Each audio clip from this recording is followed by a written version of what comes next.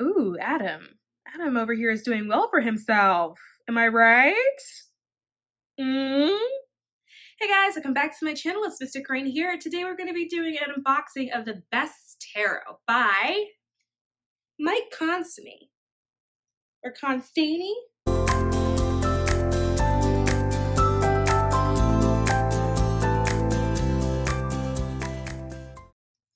Okay, so I'm hoping that I didn't butcher the last name, but I'm not really good with names, so please correct me if I'm wrong. But this artist reached out to me asking if I would do a review on my channel about this deck, and I was honored because little old me, really? Our little baby channel, and you want me to do a review of the deck? And they wanted me to do a review of the deck with my sort of interpretations of tarot. And so I was like, oh my God, that's so cool. So the Best Tarot. Best Tarot deck is a product of over 40 people. Amongst these folks were artists, amateur doodlers, and people who haven't attempted to draw since grade school art class. One of these artists hadn't reached grade school yet. Ooh!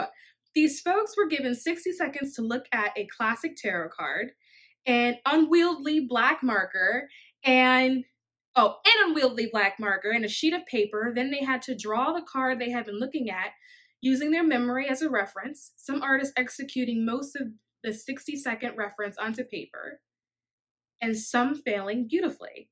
Classic tarot decks have a rich history and gorgeous portrayed symbolism. There are glimpses of the imagery of world religions and conceptual garments of the esoteric, all congealing into a 78-card deck. This system that has been built upon for the ages by mystics and creatives, bringing us to the tool of tarot we have today. These cards can be so effective at reflecting human experience that we can surprise ourselves by finding our innermost psychological workings deeply ingrained in its archetypes, sometimes providing the groundwork for therapeutic self-betterment. It's an amazing practice and sometimes exhausting. The quest for understanding this one inner knowledge and the cogs turning the machine, okay, of the universe are the utmost importance. However, in the Best Tarot, the art is not taking things yourself too seriously, where acquiring said knowledge is equally and sometimes more important. So the idea here is that you just get what you need.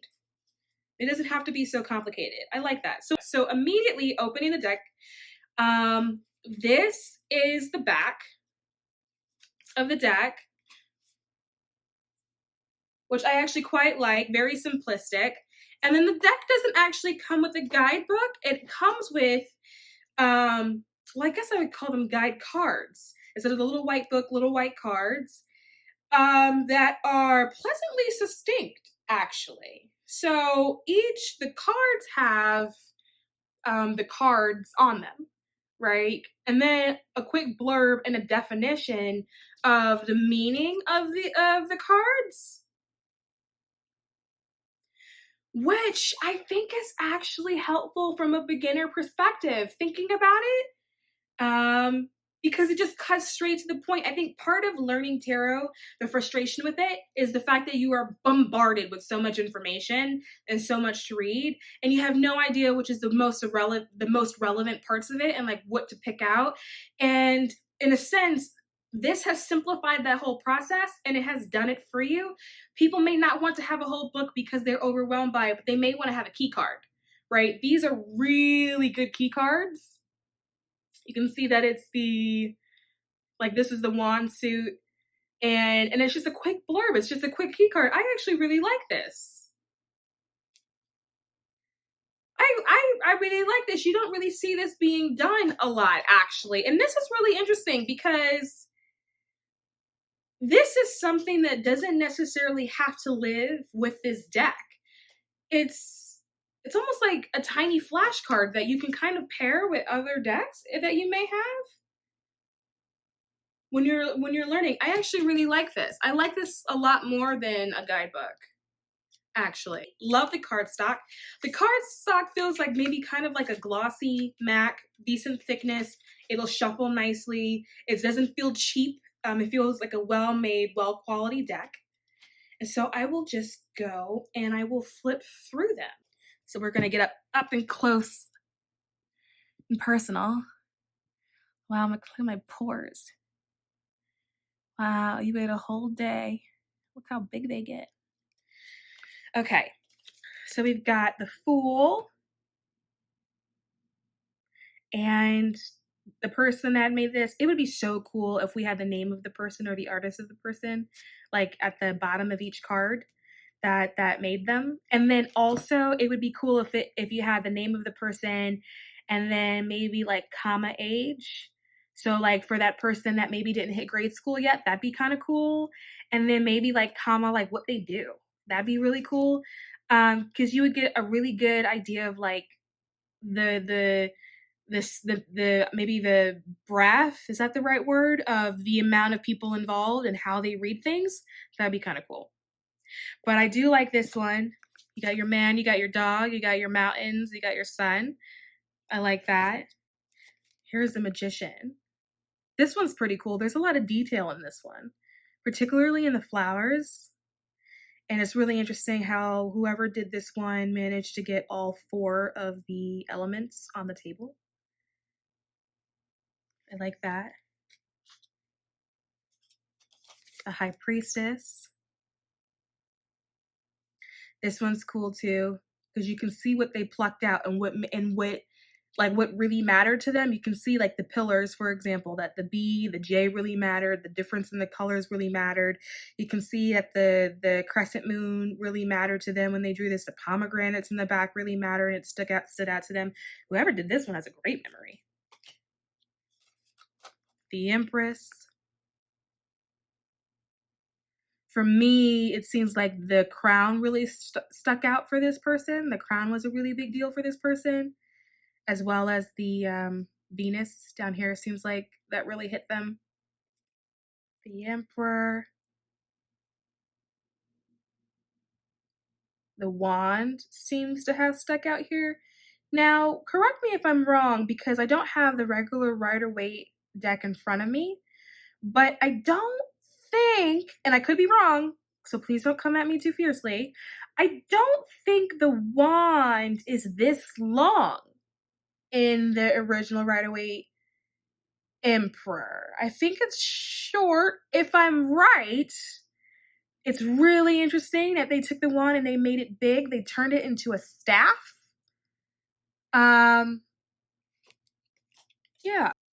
The Hierophant here. This one, how this one was drawn, what sticks out to me here is there's no face. And so whoever did this drawing, to them, it's almost like that wasn't the most important part. Whoever was looking at it, that's not what stuck out as really important here, but there's no face on this Hierophant, which is really interesting. Then we've got the Lovers. This one was really well replicated. Ooh, Adam. Adam over here is doing well for himself. Am I right? The Chariot. This one's pretty interesting too, mostly because of the light and the dark elements, like the Sphinx is on the bottom. You can see the sun. It's very clear that the light and the dark resonates with people. Very clear. Yeah.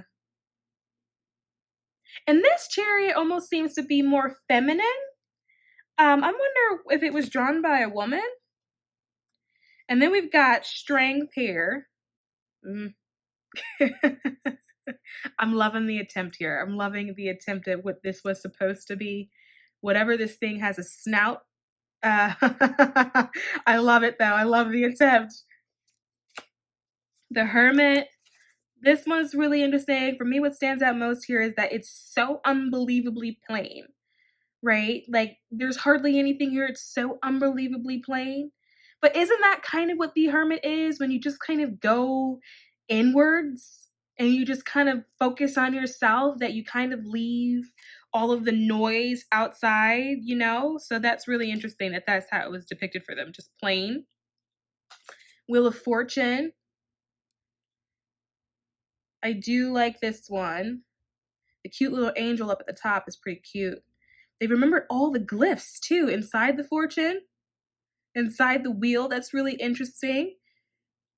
This guy here is also really interesting how they were drawn. They got a bit of a belly here, like the sort of devil aspects of it, that overindulgent aspect of the devil that we have a tendency to have. That's pretty cool. Justice. So what's really interesting here is I'm really interested in who may have drawn this one, because the scales here, if these are the scales, and I'm thinking, hold on, let me put this down. I'm thinking that these are the scales. This is really interesting in the sense of they're not balanced. I'm pretty sure justice scales are always balanced. It's really interesting because these are details that I don't think exist in like the forefront of my consciousness when I'm working with tarot. At least not anymore, not these days, because I'm so used to it. However, it's all popping out to me now because these scales aren't balanced. Justice is about balance. So that's really interesting. And then it's really interesting about this sword over here. If you look at the imagery, and this may not be what they intended, but the sword almost looks like it's on fire. And if you take this fact that there's scales here that are not balanced and a sword that's on fire, like what are the implications of that? That's really interesting. And then we've got the Hangman. I actually quite like this Hangman. This is probably one of my most favorite Hangmans that I think I've seen, in a sense of his expression. So many people, when they see the Hangman, it's when they don't necessarily understand tarot, it kind of throws them off because they don't know what they're looking at. You see a man that's hanging, it almost kind of seems like it's a bad omen unless you really understand the meaning of tarot. And so I'm really curious as to the person that drew this, if they were an actual tarot reader or not. Because if they weren't, it would be really interesting how they would have picked up on the fact that the Hangman is simply about kind of like a change in perspective, a shift in perspective, about looking things from a different perspective. And because this person is in a position that you would think traditionally would be bad, right? But they're fine. Like, they're having a good time. They're not worried about anything. I like that one. And then we've got Death. So let's see if this person pretty much nailed it. They've got all the characters in there. The water, the sunrise, the gate in the back. And then we've got Temperance. So the thing that I can immediately stand out, because in Temperance, right, in a traditional Rider way, it's temperance, there's water, there's land, they're standing on it, 1 foot in, 1 foot out, and they're tempering the water. But you can tell that the thing that was most just prominent from this person, or for this person, was the fact that it was an angel. The wings in this photo are so big for Temperance, and they almost in a weird way shadow the cups in the water that's being tempered. The angel is also quite feminine as well, which was really interesting, which makes me wonder, was this a woman that did this one, that doodled this one? And we've got the devil here. There's something in this one that really kind of stands out to me. Maybe except the devil is quite prominent. It's prominent anyway, no matter what card you look at. But there are some cards that you look at where Adam and Eve kind of at the bottom, maybe sometimes play a little bit of a larger role in it. You know, they've got a bit more of a scene that plays out for them. Not so much in this one though. And then we've got the Tower, which is really cool. Everyone falling from a tower, the little crown at the top, the lightning bolt. Like this. These are so cool. It's so fascinating to see people's perspective and how they see things. Because when I'm looking at in these cards, I can immediately see what needs to be focused on when you're teaching. This is a really good perspective for people that maybe teach this, because we don't always know what you see first. So we're going off of feedback and personal experience. But with this, I can see what someone may see first. Like obviously it's the star card, but this star for them is particularly relevant, you know? That's really interesting. It's just, there's just a prominence in this one that I don't feel when I look at other star cards. And this one is really interesting in the sense of they're pouring out water right? They've got, first of all, a tempering vibe that's going on here, like from Temperance. But they're pouring out water, but if you notice how like the water got poured out, like typically when you pour out water or you try to draw something like that, you pour, like you create like one stream, right? Like this person, whoever drew this, made multiple streams. It's almost like they're like watering roots in a way. So whoever did this one subconsciously is like they picked up on the need to water their roots. I think that's really beautiful. And then we've got the moon. Love this. What a beautiful representation of the moon. Look at the woman up here. I love that. Such a beautiful representation of the moon. Like so feminine, slightly mysterious, but a little bit more feminine, a little bit more nurturing. They've got all the animals and the wolves and the howling and the, which I call a crab, as somebody pointed out and was like, no, Mr. Crane, it's a lobster. Okay, lobster. I love that. I love the idea of putting a woman as the moon. The sun, nothing that really sticks out to me so much. But I like that Judgment. This one's pretty spot on, pretty bang on. This one's got a donk. Love it. But pretty spot on. It's so cool. I'm not convinced that I would have done any better than this. I would have forgotten everything I saw. Even as somebody that reads it regularly, I still couldn't do any of this. I couldn't do any of that at all. You would get nothing but stick figures from me. Actually, you may get this from me. Looking at it now. Looking at it now, this may be exactly what you would get from me. But what's really interesting is that they remembered these.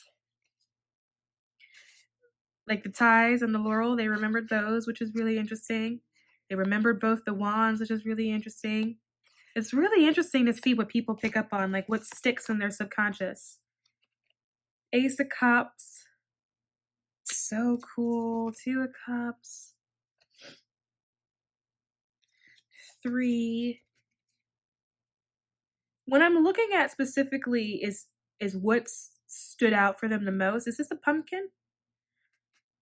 Down here, I'm looking to see cards that obviously have something that really stood out to people. Ooh, this is so good. Who drew this? Who drew this? It's so orderly. It's so skilled. I love it. And these cups are so pretty. Oh, I like this one. This one's bang on. 5 of Cups. I like this too.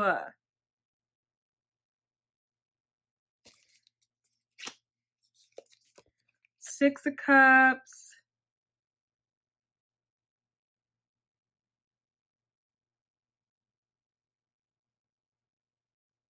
I like this. This is such an awesome idea. 7 of Cups. Ooh, see? So for this person, in their psyche, the ghost stood out the most. Now, yeah, the ghost is usually in that position in the traditional Rider-Waite, but it's not necessarily bigger than the other things in the other cups. So it's really interesting that the ghost here is very much like center stage. So whatever is happening in their psyche, this stuck out to them the most. And then the snake, it's really interesting because things that you would consider to be good things, like this building down here, which a lot of times can represent success, or like the jewels here, you know what I mean? Or the laurel wreath or things like that. They're smaller and they're kind of in the background as opposed to the things that are traditionally the bad things. So very curious as to what's going on in that person's psyche. This is almost weirdly like a modern day Rorschach test. Rorschach. Rorschach. What is that black and white thing that people look at and then you say what you see in that and then they like your images or whatever? Like the ink block thing? Rorschach? One of those. 8 of Cups. Simple, succinct, to the point, yes. 9 of Cups. There's no face here. There's just cups. It's really interesting because in the 9 of Cups, the guy looks satisfied. right? But there's no cup here. There's no face. There's no satisfaction. Like when I look at a 9 of Cups traditionally, I can see that the person in the card is satisfied by what they have, by their cups. I don't see a face in this one. So this immediately makes me go, like, whoever would have, like, I have more questions about the artist now that did each card than I have about the actual card itself. Like, and like their psyche and where they were emotionally when they did this, because the fact that there's no face there, are you satisfied and happy with your life? Do you have the type of life that on the outside looks like you have a decent life, but you don't feel that on the inside? So 10 of Cups. Yep, straight, standard, to the point. King of Cups. Now this person just seems like they didn't remember anything. This person looked like they saw the card and they forgot what they saw. But I appreciate it. A for effort. Knight of Cups.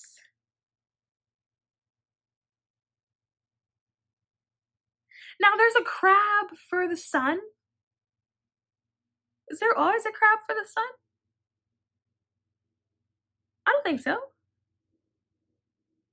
Is there? Am I tripping? Am I forgetting something? I don't think so. Interesting. Interesting. Page of Cups.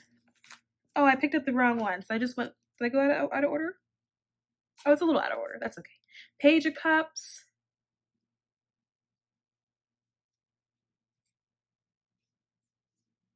I love how they drew the little hat thing. Queen of Cups. Ace of Pentacles. Now this is just artistic. Look how beautiful that they drew a hand. I can't draw hands like this. This is just nice. What? This I like. I like this Two of Pentacles. I'm gonna tell you why I like it. Normally, this is very clearly like a lambda skate infinity symbol type thing, right? Something about how they drew this makes it look like a rope, right? Like these two things are like tied up. It's almost like this idea that like your stuff is tied up and maybe you're trying to unravel it. That's a really cool thing. Three of Pentacles. Here's the thing. I don't know about this one in particular. If I didn't know tarot, I wouldn't know what I was actually looking at. So I'm not entirely sure if all of them would help, but there's something about this like simplicity of the whole thing that's really attractive. And I also think it probably has a better, even for like more advanced readers, I think it'd be a really good deck for refocusing you, of like bringing you back to what's really the most important. This is really interesting as this guy here looks kind of old, right? Whereas in the Rider-Waite, he's not necessarily old. You know, he's fairly accomplished, but not old. And so this is really interesting in terms of like where the psyche is. Like when it thinks that you've gotten everything, when it thinks that you've collected all your pentacles, like how old do people perceive that to actually be? Or maybe I'm just thinking it too much into this and this is just how people draw. I don't know, but that's kind of how I feel about this. This one's really interesting too because the Five of Pentacles is kind of like that like poverty-ish type card, but it's something here around the way they drew the snow.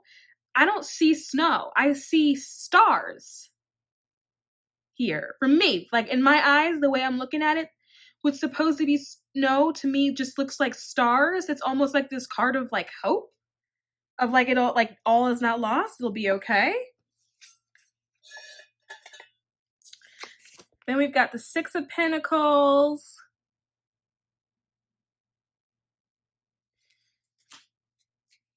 The Seven of Pentacles. This is a really interesting take on the Seven of Pentacles. You've got your harvest. Some takes on that card is that it's a good harvest. Some takes on the card is that you're not happy with your harvest. Just depends on how you read it. But this particular illustration of that is like there's a harvest, but this particular person doesn't really know what to do with it, or that they don't have the appropriate tools in order to actually reap their harvest. So that's really interesting. Eight of Pentacles. Nothing completely sticks out about this one to me. Nine of Pentacles. Oh, wow. Look, they picked up the little snail here. It's really interesting. And grapes. It's almost like they said there were a lot of grapes. 10 of Pentacles. And then we've got the King here. The Knight here. The Page of Pentacles. Nothing sticks out for me there. Well, actually, that's really interesting. Never mind, because there's these swooshes here. So it's almost as if it maybe indicates movement, which is really interesting for a Pentacles card. That's the slowest of our suits. The Queen of Pentacles. I do like this one in the sense that it's very clearly a doodle, but also very clearly a garden. And it's also very clear that there's water behind a garden. And then we've got the Ace of Swords, the Two of Swords. This is pretty spot on. The Three of Swords. This one's really interesting in the sense of there's fire here. I don't think the Rider-Waite has fire. I'm sitting here like double guessing everything that I think that I knew. I don't want to say that it doesn't because I don't have it right in front of me, but I don't think it has fire underneath the heart. So it's really interesting because this person saw this and had they clearly had a reaction to what it was that they saw. And they put, like, for me, it's like the fire here is they drew what they felt, like whatever feeling was provoked by them seeing this card, they drew it underneath the heart by putting fire. Four of Swords, pretty standard. Four of Swords. Five of Swords. It's just like that person went, chaos, and then they gave up. Oh, I appreciate it. Six of Swords. Seven of Swords. This is really interesting in the sense that this person is very clearly like sneaking off. Are these supposed to be people in the background? Because I don't think this card has people in the background. Is that what that is? Eight of Swords. Very standard. Nine of Swords.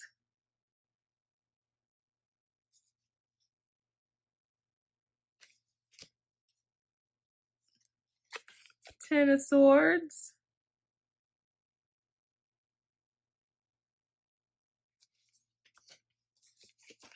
King of Swords.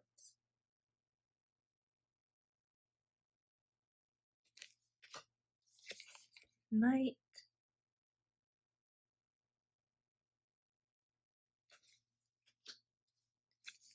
Page.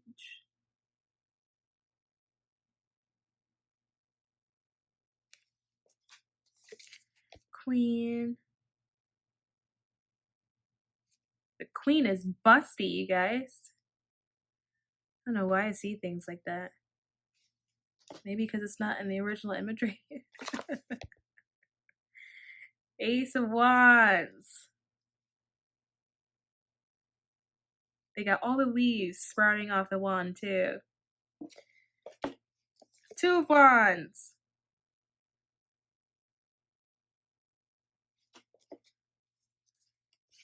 Three.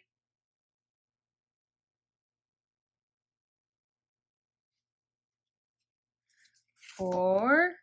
I like this Four of Wands. I like how it's drawn.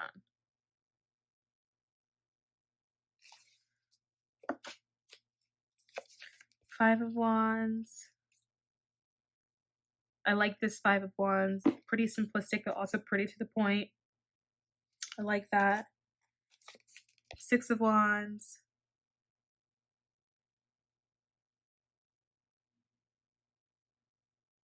These are so cool. What an interesting take. 7 of Wands. It's the way my brain sees it, right? It's almost like there's like these 2 walls here that are closing in on you. Now, I don't know if that's what they had originally meant to draw, but that's how my brain received it. 8 of Wands. The 9.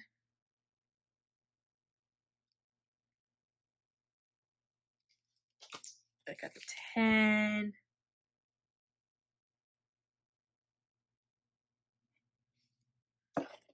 Then we got the King. I think this is the first King in this deck. Or I guess it would be the only King in this deck that actually looks quite content. The Knight of Wands. Oh, I want to meet this person. Who drew this? Who drew this? Who did this? Page of Wands.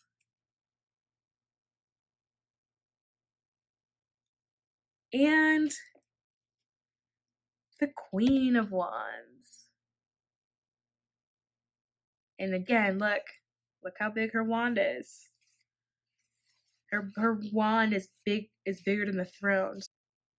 I like this. This is such an interesting take. When I heard about it, I thought it was cool in general to have people just draw it, because it'd be like, ooh, you know, that'd be really cool to see what they think. Like, it'd be really cool to see how they resonate with it, like how they pick up on it.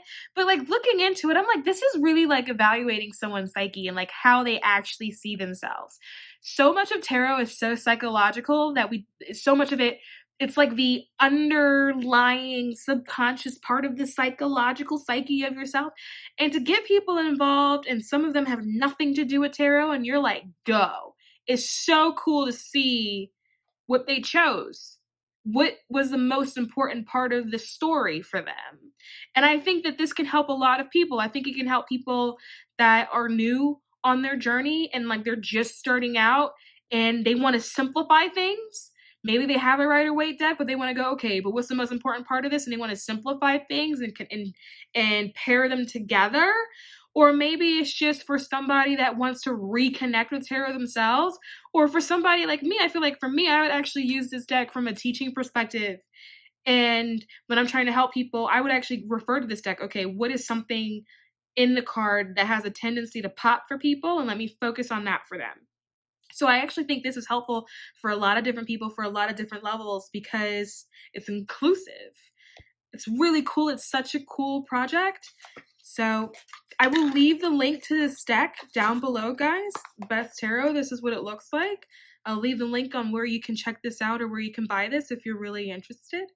And as always, guys, if you like what you see, subscribe to this channel, and I'll see you guys soon.